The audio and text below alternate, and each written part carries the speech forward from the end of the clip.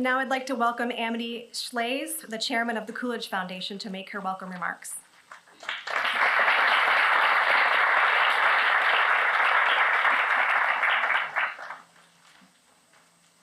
Oh, I used my little stool so I can see you.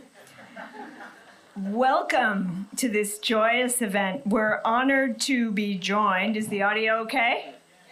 By the American Legion Post 31, Judge Heather Z. Cooper, Tatum Kane of the Field Office of our Immigration Service, as well as the Secretary of State, Sarah Copeland Hansis. There she is. Also honoring us with her presence is a longtime trustee of the Coolidge Foundation, Judge Edith Jones, a federal judge for the Fifth Circuit. You may be wondering where you are. We encountered someone on the way up who said it was awfully hidden here, and that is true. Thank you, new citizens-to-be, for making this trip. First of all, the students you see are students who came from all across America, honored for their academic work in secondary school, are Coolidge senators, and we bring them here because this place, and that's the second point, is worth the trip. However remote, it is the birthplace of one of our great presidents, way underrated, I can say, Calvin Coolidge, the 30th president of the United States, who served in the 1920s. Coolidge acceded to the presidency upon the death of President Warren Harding in 1923. He was elected on his own, Coolidge, in 1924. Maybe you know that from the citizenship test. You might also notice that this site is fairly humble. If you have the time, we encourage you to go down to the grave, which is just down there, turn right, turn left, and you'll see the town cemetery, beautifully kept. And you'll see the president's grave is no taller than the graves of those next to him. Coolidge believed we are all equal, yet he who holds American citizenship is the peer of kings. Many different groups have come together with the goal of welcoming you. This site is a gift of the state of Vermont. Its site administrator, Rejoice Sherry, here, is with us today and has two exhibits up, one in the big building and one over the store that you might take a look at. Please do take time to go around the entire site, the little village where Coolidge was born. Providing the refreshments afterwards are our friends from the Colonial Dames of Vermont, representing some of America's earliest immigrants. Our own foundation does seek to educate these arrivals about Coolidge. Humility wasn't his only principle. He believed in restrained government and our Constitution. The same documents that you studied to earn citizenships, those were the documents that he studied. Coolidge is sometimes called a bridge, a modern bridge to the Constitution. Judge Edith this morning called him an apostle of the Constitution. That's interesting too. Our Coolidge senators are here to learn all about Coolidge, but also to learn about this part of America. We hope they return to Vermont. To honor you, these high schoolers will declaim from a speech that President Coolidge gave 99 years ago about citizenship. Please notice President Coolidge's line about how American citizenship brings us all together. He said, whether one traces his Americanism back 3 centuries to the Mayflower or 3 years to the steerage, to the hold of a ship coming over, we are all here now in the same boat. And we are. Students, I welcome you to the stage.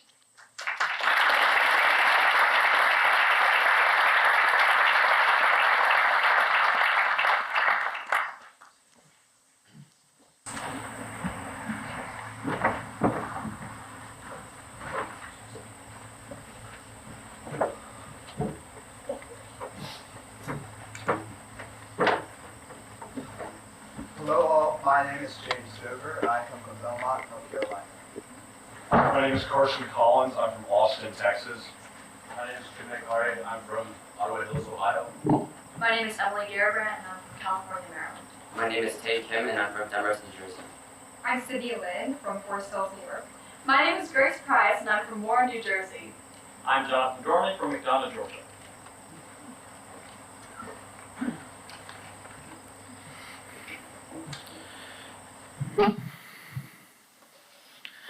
This excerpt, called Toleration and Liberalism, given by President Calvin Coolidge on October 6, 1924, to the American Legion.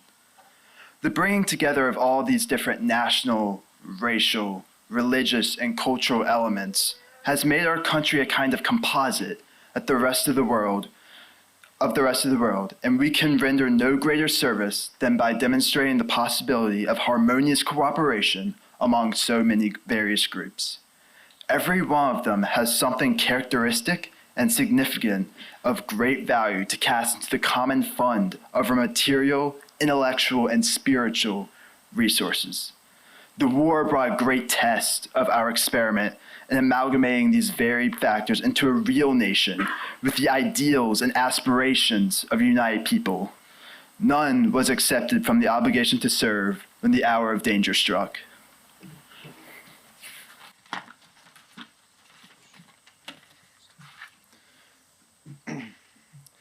The event proved that our theory had been sound.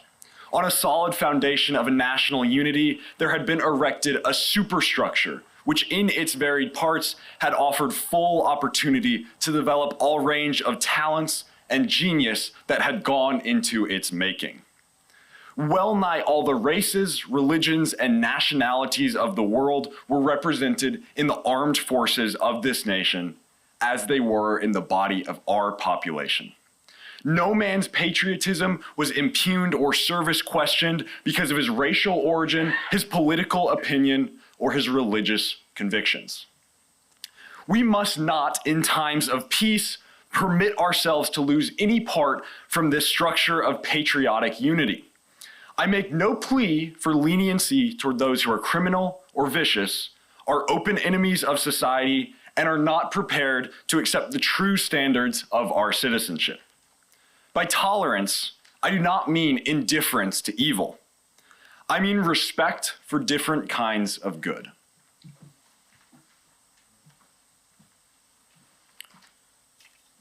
Whether one traces his Americanism back 3 centuries to the Mayflower, or 3 years to the steerage, is not half so important as whether his Americanism of today is real and genuine. No matter by what crafts we came here, we are all now in the same boat. You men constituted the crew of our ship of state during her passage through the roughest waters. You made up the watch and held the danger posts when the storm was fiercest. You brought her safely and triumphantly into port.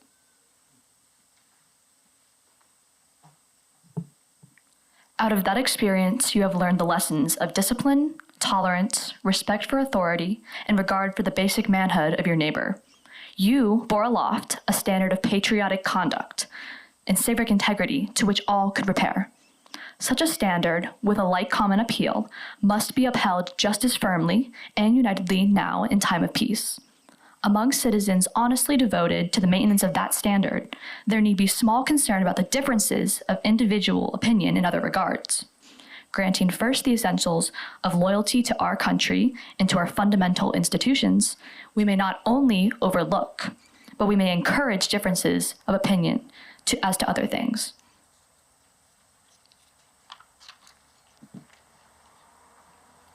For differences of this kind will certainly be elements of strength rather than of weakness. They will give variety to our tastes and interests. They will broaden our vision, strengthen our understanding, encourage the true humanities, and enrich our whole mode and conception of life. I recognize the full and complete necessity of 100% Americanism, but 100% Americanism may be made up of many various elements. If we are to have that harmony and tranquility, that union of spirit, which is the foundation of real national genius and national progress, we must all realize that there are true Americans who did not happen to be born in our section of the country, who do not attend our place of religious worship, who are not of our racial stock, or who are not proficient in our language. If we are to create on this continent a free republic and an enlightened civilization that will be capable of reflecting the true greatness and glory of mankind, it will be necessary to regard these differences as accidental and unessential.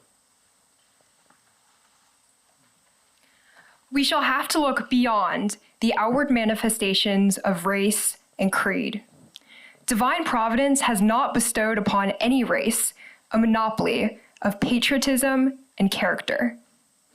The same principle that is necessary to apply to the attitude of mind among our own people, it is also necessary to apply to the attitude of mind among different nations. During the war, we were required not only to put a strong emphasis on everything that appealed to our own national pride, but an equally strong emphasis on that which tended to disparage other peoples. There was an intensive cultivation of animosities and hatreds and enmities, together with a blind appeal to force that took possession of substantially all the peoples of earth. Of course, these ministered the war spirit. They supplied the incentive for destruction, the motive for conquest. But in time of peace, these sentiments are not helps, but hindrances. They are not constructive. The generally expressed desire of America first cannot be criticized.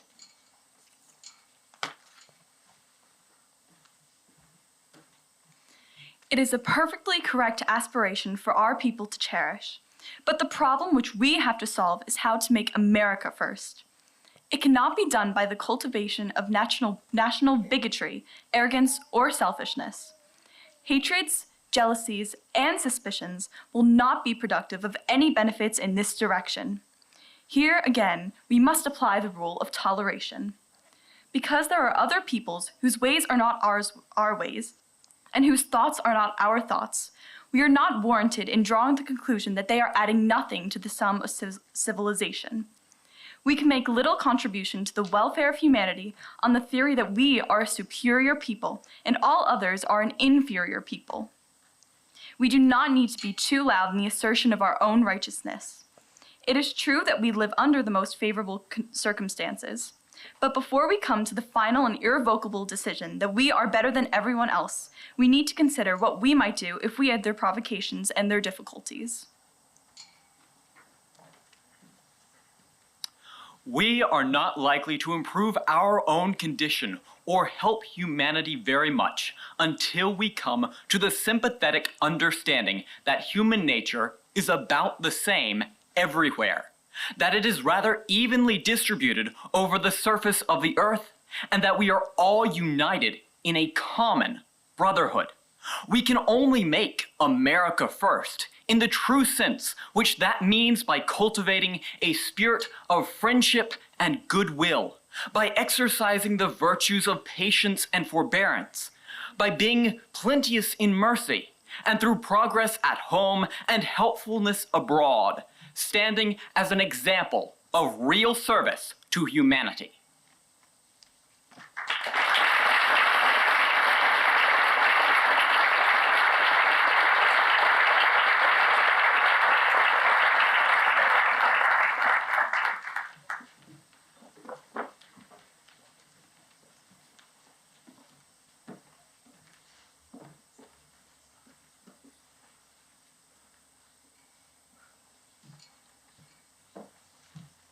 Good morning. That is a tough act to follow. Today is an exciting day, and it's a very important day, and I am so pleased and honored to be part of it with you. So before we begin, I do want to take a moment and recognize our special guests that are here with us today. We have Adam Stein, who is the supervisor for the Judicial Security Unit from the U.S. Marshals Service. We have Clayton Rockwell, Suzanne Williams, Steve Kipp, Bill Champagne, and Louis Rousseau from the Honor Guard, American Legion Post 31.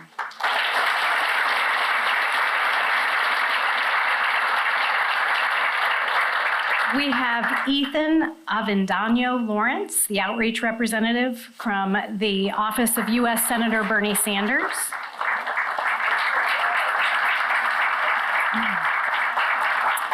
We have Amy Lee, the office manager for the office of U.S. Senator Peter Welch.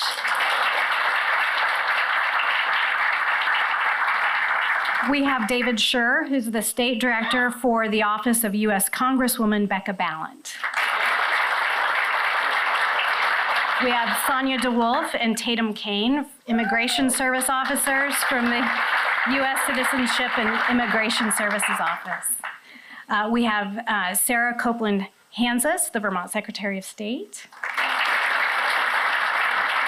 With her today is Michael Warren, who is the chief investigator with the Office of Vermont Secretary of State.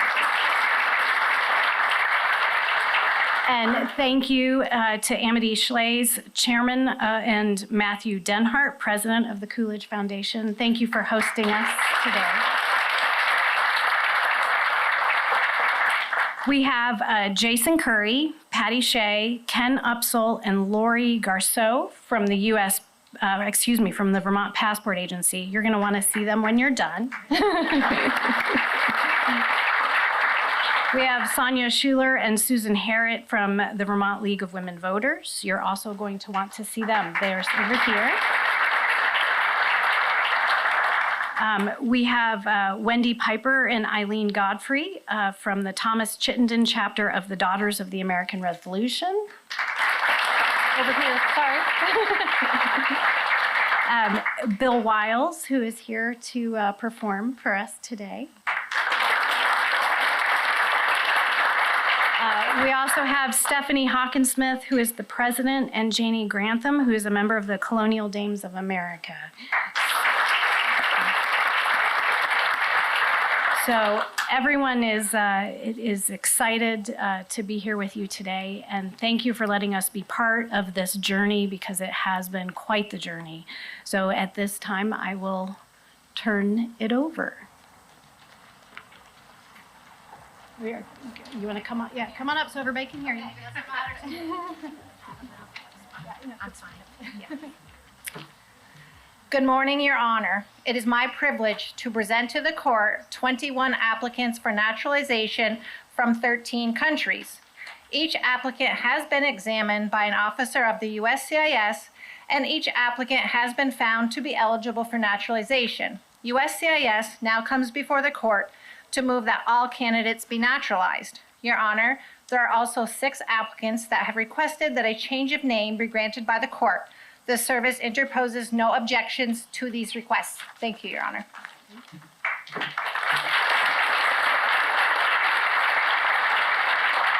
So based upon those representations that the candidates have met the requirements to become citizens, the oath of citizenship will be administered. Upon administration of the oath, these candidates will be duly naturalized citizens of the United States, and all requests for change of name will be granted. So at this time, we'll turn over for remarks.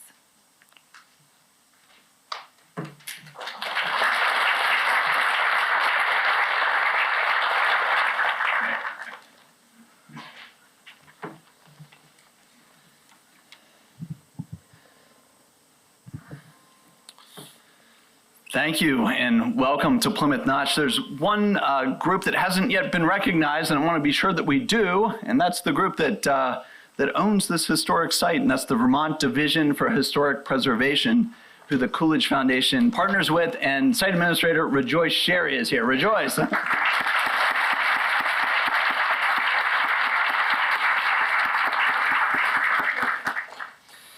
Well, it's an honor for all of us to have our candidates for citizenship here with us this morning. 22 of you from 13 different countries, by fate and choices you've made, have brought you here with us today in Plymouth, Vermont, tiny Plymouth, Vermont, for a momentous ceremony, and it's our great honor to be here. President Coolidge himself thought a lot about citizenship, as you heard from the speech that was declaimed. I know it would bring him great joy to see that in this small village, that all of you are here and we're having this wonderful celebration of citizenship. As Amity Schlaze mentioned, he lies now just down the road in the Plymouth Notch Cemetery, and we hope some of you might have a chance to go and visit his grave. He wasn't able, of course, to be here in the tent with us this morning, but as his writings and speeches make clear, he had much to say and contribute on this subject of citizenship. So if he were here, I'm sure he would tell us that citizenship is important. It is not just a mere legal classification.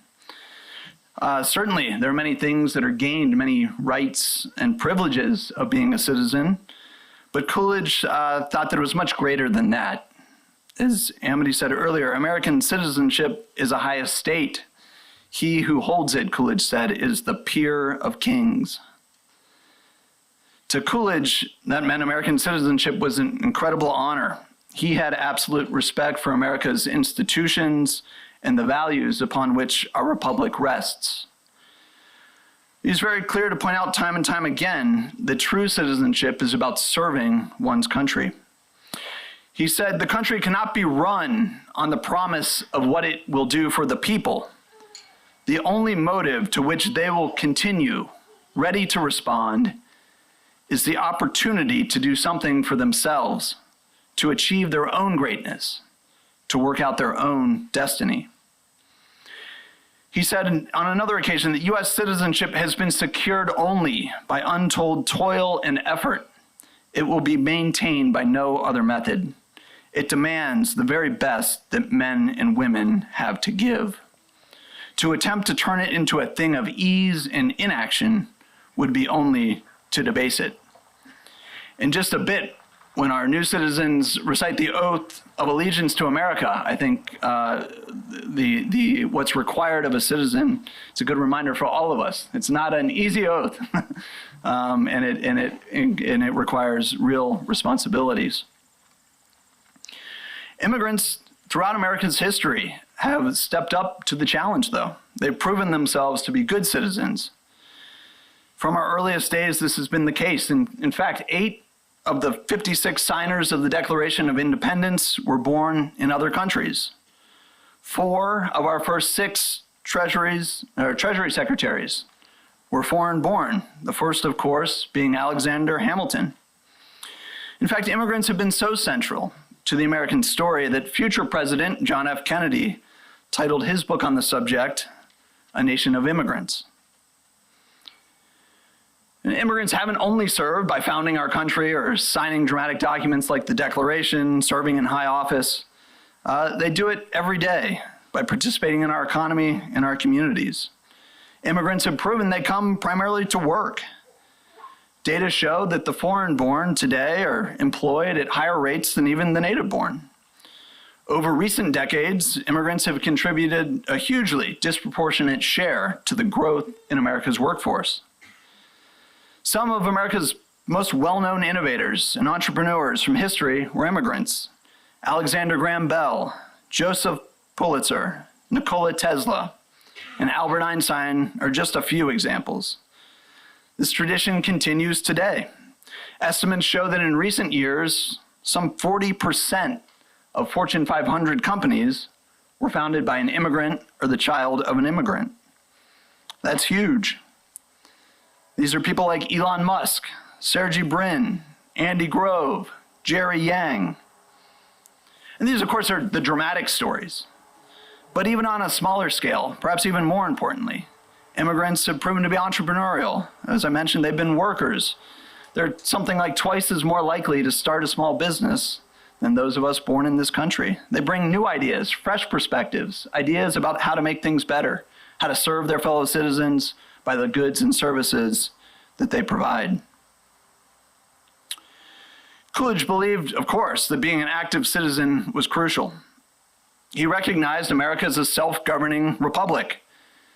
People often said to Coolidge that he talked about things that were obvious, and he said he was proud of reminding people about the importance of the obvious. And one of those examples might be, just think about what self-government means. It's a core part of our American history and our tradition and our identity, but so often maybe we forget that it literally means governing first ourselves in our families and taking care of our own communities before we start worrying about how we can solve the problems of others. It means especially voting, and it's wonderful that you'll have a chance to register to vote today, and we sure hope that you'll take full part in that aspect of being a citizen. Coolidge said, persons who have the right to vote are trustees for the benefit of their country and their countrymen. They have no right to say that they do not care. They must care. And of course, they have a responsibility not just to go to the ballot and circle whichever circle, a random circle seems to come to mind, but rather to be informed voters.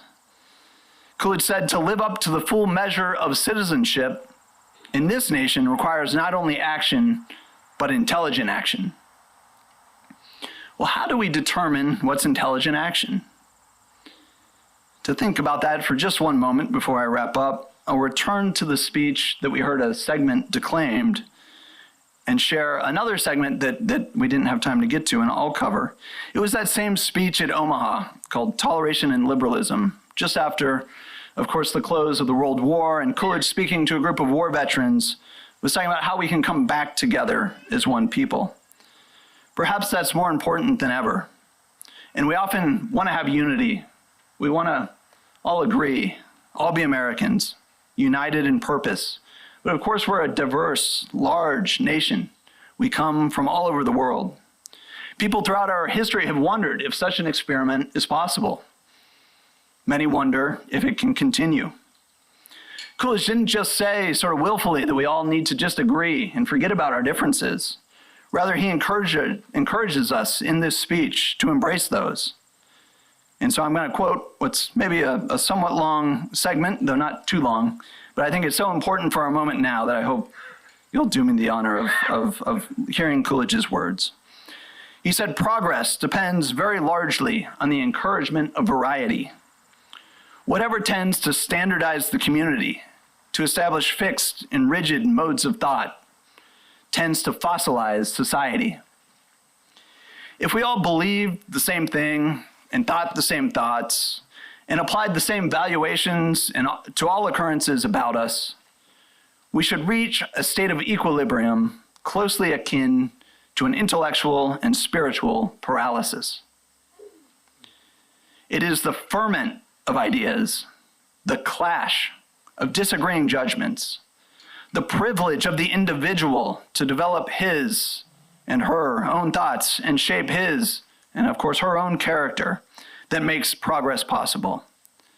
It is not possible to learn much from those who uniformly agree with us, but many useful things are learned from those who disagree with us. It's the end of Coolidge's quote. At the end of the day, we must remember we're all working to build America together. We must be civil and respectful when we debate important issues for our communities in our country. And again, as Coolidge said, no matter by what various crafts we came here, we're all now in the same boat. So whether in the same boat or in the same tent here this morning, we salute you, our 22 candidates for citizenship, for making the choice to be American citizens. We thank you for the honor of helping you celebrate your special day. Thank you.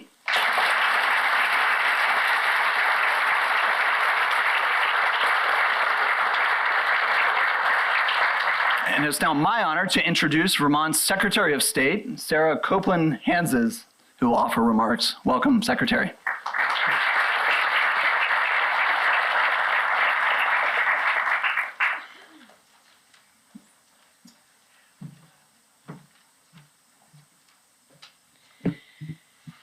Good morning and welcome.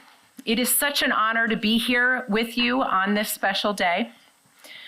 Thank you to the Coolidge Homestead, the Coolidge Foundation, Division for Historic Preservation for hosting this event today. As Vermont's Chief Elections Officer, it is always an honor to be able to be one of the first people to welcome you to citizenship.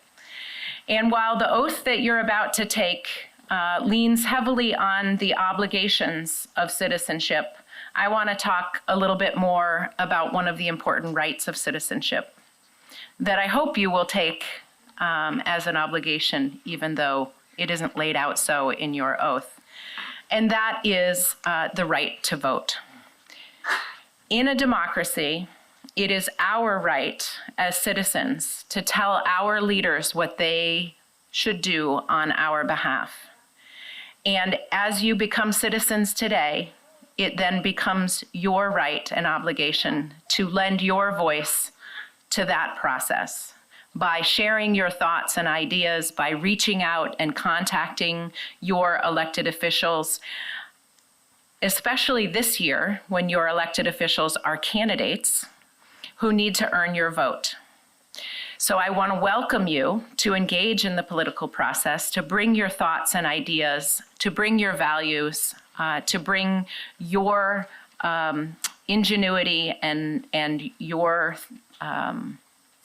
thoughts to this political process, and be sure to let the people who are asking for your vote know what you wish them to do if they're elected. It will be my honor to be with the League of Women Voters after the event to facilitate you registering to vote. And this is a very special election year in our country because in addition to electing our state leaders, we will also be electing a president of the United States. And I want to tell you that for the first time this year, when you get your ballot, because you have registered to vote, you will also have access to a voter guide created by the Office of the Secretary of State, which will help you understand who the candidates are who are running for these various offices, what they stand for, how to contact them, how to follow them on social media, so that you can decide which of those candidates' values most closely matches your own. And so I do encourage you to get registered to vote today because we just had our statewide primary. We will be preparing ballots to mail out to every active registered voter, and we want you to be on that list. Welcome.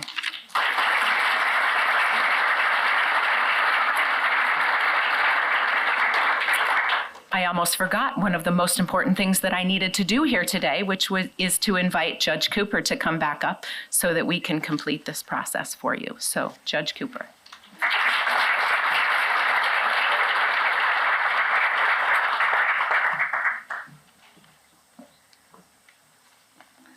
So I too have a few remarks. I promise to keep them relatively short.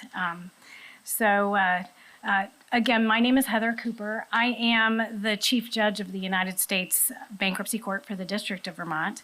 It is both a privilege and a true honor to welcome all of you as you complete the process of becoming United States citizens. Today, we recognize and celebrate the bright future that we all have in common as fellow Americans. In my view, this formal ceremony, and you've done a lot of work leading up to this, but this formal ceremony represents something that is fundamental and noble about our country and the American way of life. The 14th Amendment to the United States Constitution was adopted more than 150 years ago on July 9th, 1868. So the Citizenship Clause of the 14th Amendment reads, "All persons born or naturalized in the United States and subject to the jurisdiction thereof are citizens of the United States and of the state wherein they reside." So there are two basic ways through which people become citizens of the United States, being born here or by completing the naturalization process. So my path to citizenship was the less difficult of the two. I was fortunate enough to have been born in the United States, but like my great-grandparents, you all have chosen to pursue a new chapter in your lives by following the more demanding path to United States citizenship, naturalization. Naturalization is a challenging process, I don't have to tell you all that. Students, you should try to take the test and see. It is a challenging process. But as my mother used to say, anything worth having is worth working for. So you have my respect and admiration for having seen the process all the way through. Today, you complete your citizenship journey, and I am fortunate to have this opportunity to share it with you. You might know the Latin phrase, e pluribus unum. It's a traditional motto of the United States. It can be found in many places, including on the back of a dollar bill. And on the official seal of the United States, you might see in various federal buildings and courthouses. The phrase translates to out of many, one. That has truly been the essence of the United States from its infancy until today. The choice of that motto over 2 centuries ago reflects the importance of legal immigration and naturalization in the fabric of this great country.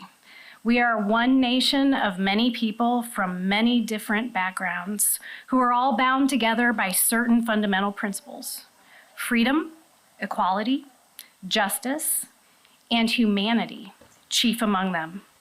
As American citizens, we all share a responsibility to each other and to all future Americans to preserve and promote those principles every day. Most of you have already contributed to our society by working and living in the United States for several years. As newly naturalized citizens, you are invested with many important rights, including freedom of expression, to worship as you wish, a fair trial to vote, to run for office, and ultimately, the right to life, liberty, and the pursuit of happiness. Along with those rights come important responsibilities to respect and obey the law, respect the rights, beliefs, and opinions of others, to serve on juries when called upon, and to support and defend the Constitution and our nation. That balance of rights and responsibilities borne by all American citizens, whether by birth or by naturalization, is what makes our country the unique and wonderful place that it is. While assuming these rights and responsibilities, please don't forget where you come from. You all have varied backgrounds. We have 13 countries represented here. But as you take this oath and you renounce your former citizenship and pledge your loyalty to the United States, please don't give up your own history, culture, or traditions. Please bring your music, your literature, your celebrations, and your manners with you. Those of us who have been Americans for many years can learn much from you. And that, ladies and gentlemen, is the magic that is America. Thank you for letting me be part of this special day with you, and congratulations on your citizenship, and welcome to the American family.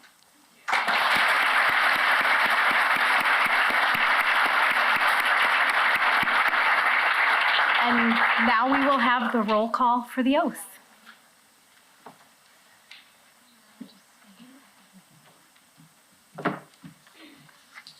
Okay, at this time, we'll do the roll call for the oath. When your name is called, please stand and remain standing. And when the judge administers the oath, you can follow along on page 2 of the program. The oath is there for you. One other thing before I get started. As a naturalization deputy, I go to, obviously, all the naturalizations, and there's always really small things that I notice that make the ceremonies extra special. It might be a baby laughing or waving a flag. I happened to notice when the Coolidge students were singing the national anthem, when they said at the end, the flag waved. I don't know if anybody else noticed that. It made me have chills, so I just thought I'd mention that. You'll pick up on these little special moments. Anyway. So again, please stand and remain standing when your name is called. Sumnima Rai Gurung, Habiba Kadaran Frey, Bal Kashang Rai, Anna Jeanette Saunders, Muhammad El Adala, Samuel Adam J, James Gum Madid, Lillian Emois, Samin Moenyaromi, sorry, that's wrong, Leanne Caroline Matcham, Beatrice Akayan Onyango, Anita Garoon, Ronald Kell, Sahan Nirmal Arampoth, Patricia G. Flowers, Paul Ryan Brescu, Marie Eve Renee Faust, Chawa Jeremy Sherpa, Amisi Munyungu, Julianne Mugisha, Yusuf Mami Abdullah. Please raise your right hand. So I promise to do this slowly, so if you don't want to look at your program, you are free to just follow along, okay? All right. I hereby declare on oath that I absolutely and entirely renounce and abjure all allegiance and fidelity to any foreign prince, potentate, state or sovereignty, of whom or which I have heretofore been a subject or citizen, that I will support and defend the Constitution and laws of the United States of America against all enemies, foreign and domestic, that I will bear true faith and allegiance to the same, that I will bear arms on behalf of the United States when required by the law, that I will perform non-combatant service in the armed forces of the United States when required by the law, that I will perform work of national importance under civilian direction when required by the law, and that I take this obligation freely without any mental reservation or purpose of evasion. So help me God. Congratulations.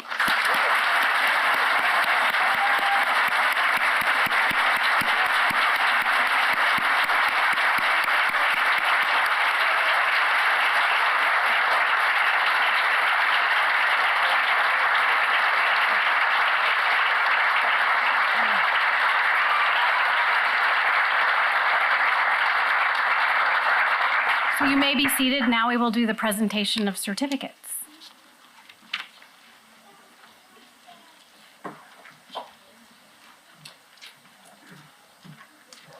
Okay, at this time your name will be called, but you'll come up. We're going to form a receiving line. So I'm going to invite our guests, Judge Cooper, Adam Stein from the Marshal Service, Matthew Denhart, the Colonial Dames of America, the Congressional Delegation, the Vermont Secretary of State, the League of Women Voters, the DAR. Anyone else?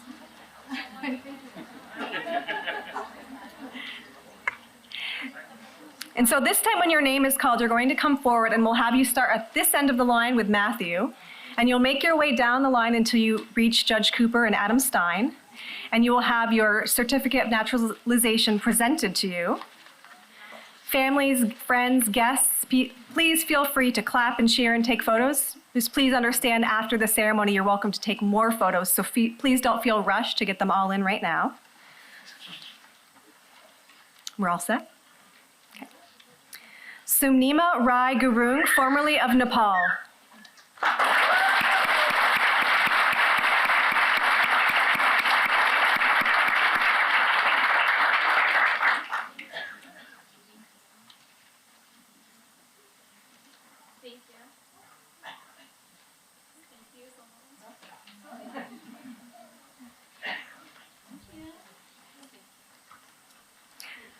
Habiba Kadaran Frey, formerly of the Philippines.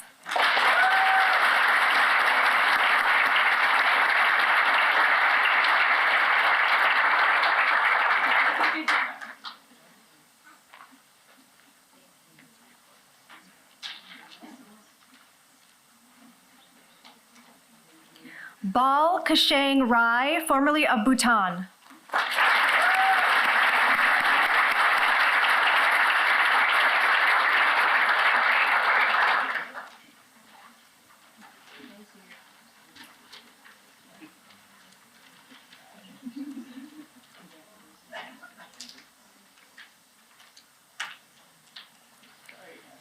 Anna Jeanette Saunders, formerly of Canada.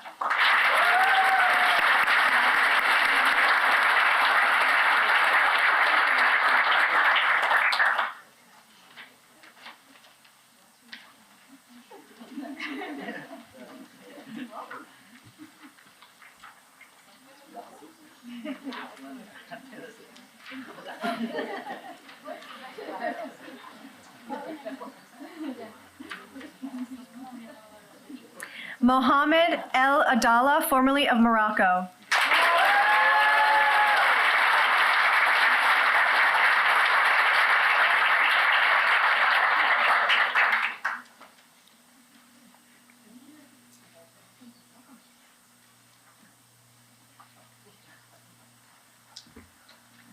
Samuel Adam J., formerly of the United Kingdom.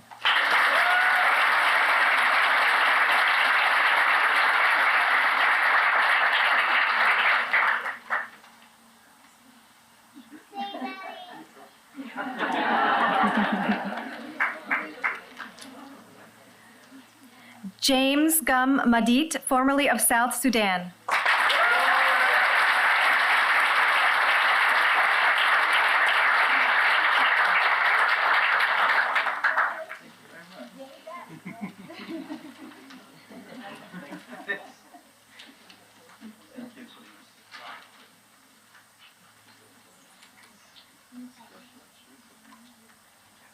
Lillian Mwa, formerly of Ghana.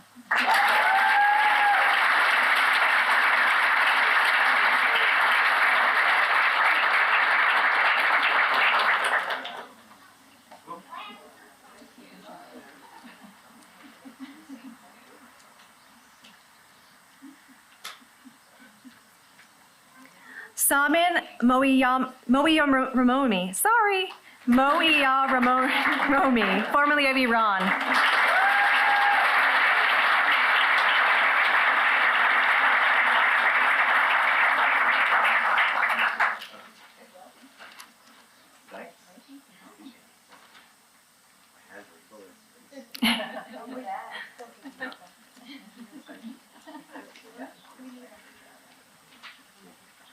Leanne Caroline Matcham, formerly of Canada.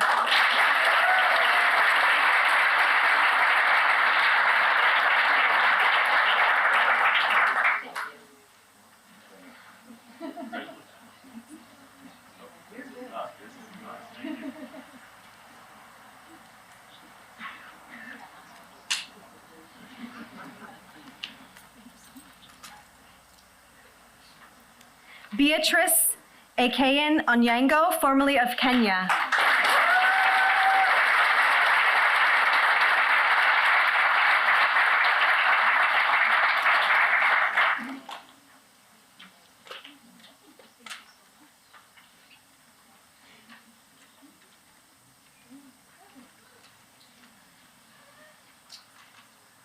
Anita Gurung, formerly of Bhutan.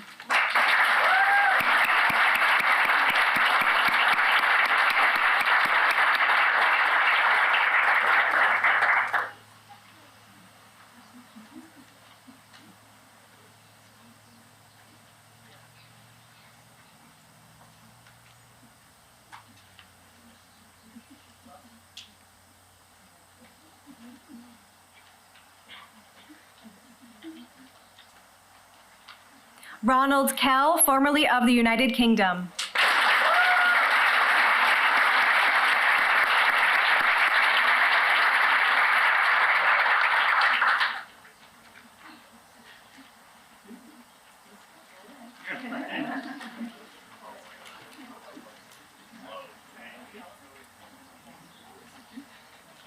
Sahan Nirmal Arampath, formerly of Sri Lanka.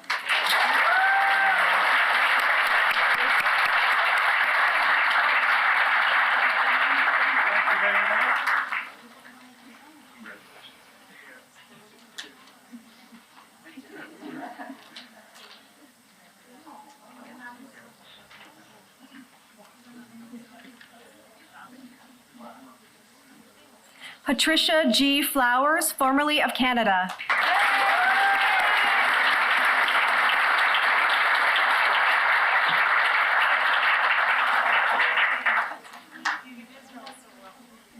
I'm so Greek, I'm a hugger. Sure. See special moments all the time. Thank you for being strong women. Look, I got my thing on. Here, slide those babies in there.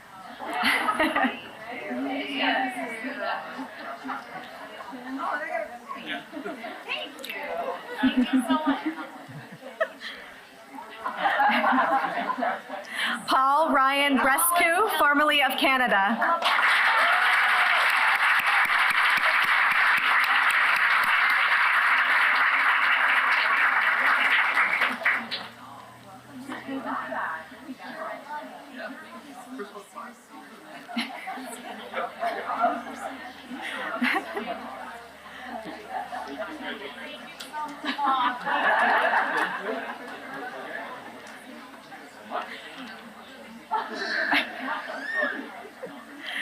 Marie Eve Renee Faust, formerly of Canada.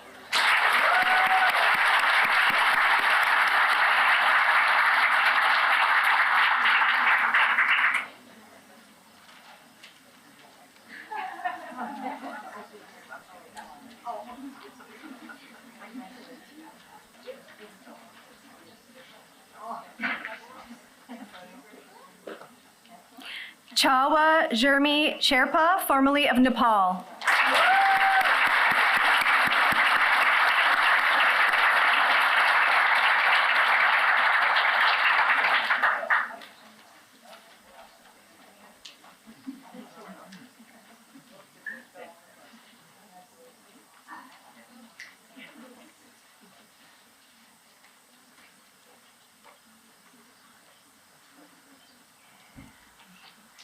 Amisi Munyugu, formerly of Congo Kinshasa.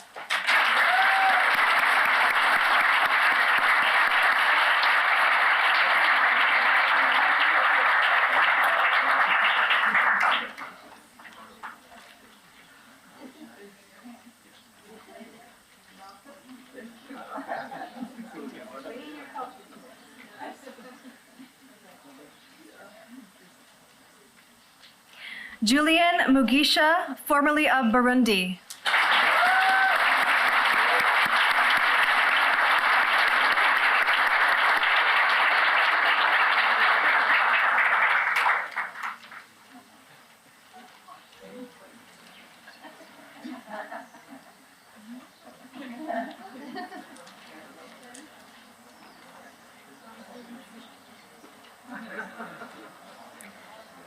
Yusuf Mami Abdullah, formerly of Congo Kinshasa.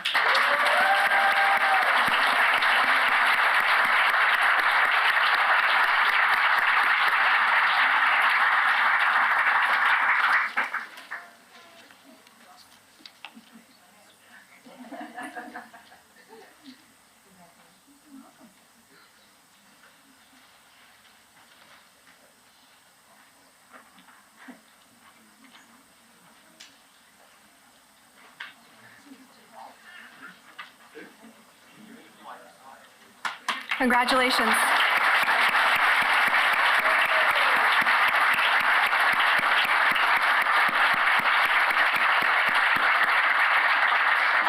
Thank you so much to Judge Cooper, Adam Stein, our congressional delegation, the Colonial Dames of America, the DIR, the League of Women Voters, Vermont Secretary of State, Matthew Denhart. I hope I didn't miss anybody. If I did, thank you to everyone who helped. And now we are going to have musical selections provided by Bill Wiles.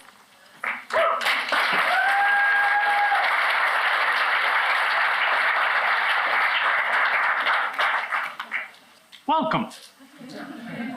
You've heard Judge Cooper and several other people stand up here and talk about being active citizens and participating in democracy.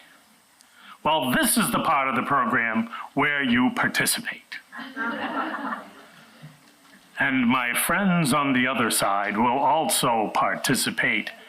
Yes, James, you. There's a feeling come a stealing, and it sets my brain a-reeling when I listen to the music of a military band. Any tune like Yankee Doodle simply sets me off my noodle. It's that patriotic something that no one can understand. Red, white, and blue, we are for you. Honest, you're a grand old flag. You know this. You're a grand old flag. You're a high-flying flag, and forever in peace may you wave. You're the emblem of the land I love, the home of the free and the brave. Every heart beats true for the red, white, and blue, where there's never boast or brag. But should old acquaintance be forgot, keep your eye on the grand old flag. That was pretty good.